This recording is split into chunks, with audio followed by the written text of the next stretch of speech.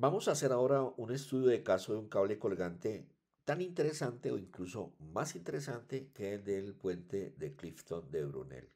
En este caso vamos a explicar el puente de Occidente de José María Villa, construido por él en torno a 1887, que estaba destinado a conectar las poblaciones de Santa Fe de Antioquia y Sopetrán en el departamento de Antioquia. Se trata de una estructura que se caracteriza por la luz que tuvo que salvar y la poca altura de sus torres, es decir, lo escaso de la flecha. La estructura que se encuentra todavía en pie y en servicio es un bien de interés cultural de la nación y representa las capacidades constructivas de una época en la República de Colombia. Las torres, dos en cada lado, son estructuras de madera forradas en chapas metálicas levantadas sobre torres de ladrillo, cuyos cables se anclan en unos potentes macizos, en uno de cuyos lados está protegido por la vivienda destinada al guardapuentes, en el otro costado por una estructura también de mampostería empotrada en la montaña que está amparada por una imagen de la Virgen María. En su interior, las torres son estructuras de madera debidamente pernadas y confinadas mediante sunchos metálicos o cables que soportan un conjunto de cuatro cables de acero, de los cuales cuelgan mediante pendolones también de acero, tres tableros, un tablero central destinado al tráfico hoy en día vehicular, en su momento al tráfico de las bestias, y dos tableros laterales destinados al flujo peatonal. La estructura es un ejemplo de la calidad constructiva y el diseño estructural que lo hizo posible a finales del siglo XIX. Desde el punto de vista mecánico, es una estructura muy simple, pero que justamente por su sencillez asombra ante la capacidad de resolver un problema sentido para la comunidad del occidente de Antioquia. De acuerdo a las memorias que nos dejó el propio José María Villa, la estructura debía contar con una luz de 280 metros y una altura de las torres, es decir, una flecha muy escasa que apenas alcanzaba los 7,5 metros. José María Villa calcula la carga muerta o la primera Q minúscula como 500 kilos por metro y considera inteligentemente que la carga viva nunca superará la carga muerta. Por lo tanto, establece una carga viva también de 500 kilos por metro, de tal manera que la carga distribuida total será equivalente a 1000 kilogramos por metro. En aquel momento, Villa recibía cables formados por alambres y en este caso, cada cable estaría formado por 840 alambres y cada alambre tenía una resistencia a la tracción de 600 kilos. La pregunta que se hace Villa y que nos hacemos nosotros ahora es cuántos cables debía colocar en la estructura para hacer que fuera resistente y soportara la carga total, tanto viva como muerta. Lo primero que hace Villa es calcular el valor de la fuerza vertical en los apoyos A y B, es decir, las componentes RAY y RBY, cuyo valor se determina fácilmente mediante la aplicación de la fórmula, según la cual ellas son iguales a la carga por la luz distribuida entre dos. En este caso, la Q total son 1000 kilogramos por metro, multiplicadas por la luz de 280 metros y dividido entre 2, que es una constante, nos da un valor para componentes en Y de 140.000 kilos, unas 140 toneladas. Por su parte, las componentes en X se calculan también a partir de la expresión geométrica o algebraica, según la cual las RAX y RBX iguales entre sí son equivalentes a la carga distribuida por el cuadrado de la luz dividido entre 8 veces la flecha. Por lo tanto, el valor de estas componentes horizontales es igual a 1000 kilogramos por metro por el cuadrado de 280 metros repartido entre el producto de 8, que es una constante, por la flecha, que es 7,5 metros.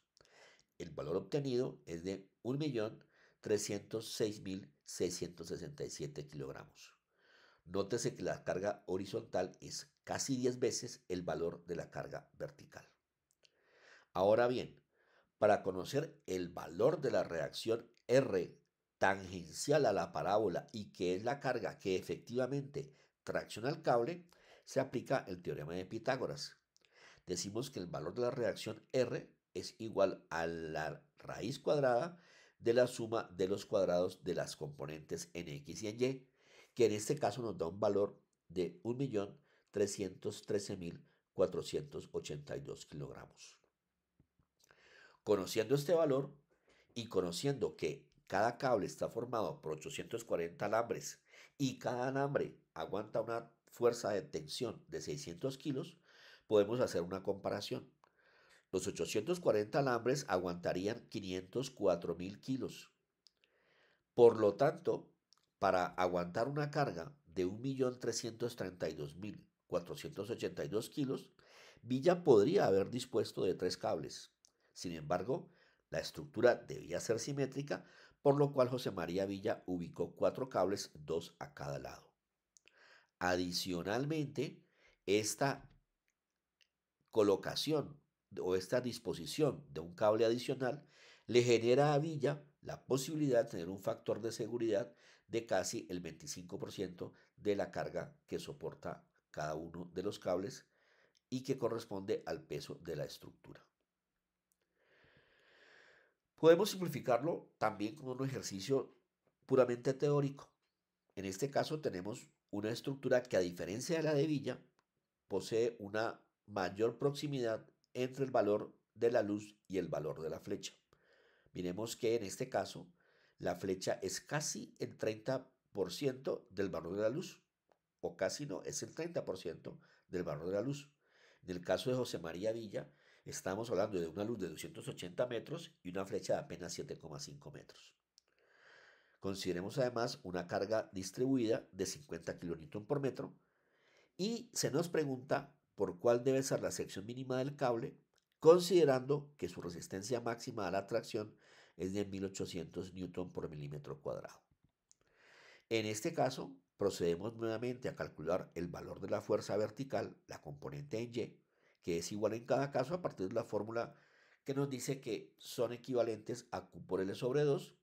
Por lo tanto, al introducir los datos se obtiene un valor de componente en Y de 2500 kN. De forma igual, calculamos el valor de la componente en X, que son iguales entre sí en A y en B. Aplicamos la fórmula según la cual son iguales a Q por el cuadrado de la luz dividido entre 8 veces la flecha y nos da un valor de 2083 kN. Miren que aquí la diferencia es mucho menor entre ambas componentes X y Y. En el caso anterior de José María Villa, veíamos que la diferencia era muchísimo. Era la fuerza en X era casi 10 veces el valor de la fuerza en Y. Aquí la fuerza en Y y en X son bastante parecidas, dado, repito, la proximidad o la mayor proporcionalidad entre luz y flecha. Calculamos en este caso el valor máximo de la tensión aplicando el teorema de Pitágoras y obtenemos una tensión sobre el cable de 3254.27 kN. Ahora bien, si la resistencia máxima del cable de tracción es de 1800 Newton por milímetro cuadrado, aplicamos una regla de 3 no sin antes unificar las unidades. Sabemos que, en función de la resistencia del cable, un milímetro cuadrado aguanta 1.8 kN. La pregunta es cuántos milímetros cuadrados, o sea, qué área deberá tener el cable para soportar esa tensión de 3254.27 kN. Aplicando la regla de 3, nos da que el valor del área es de 18.07 centímetros cuadrados.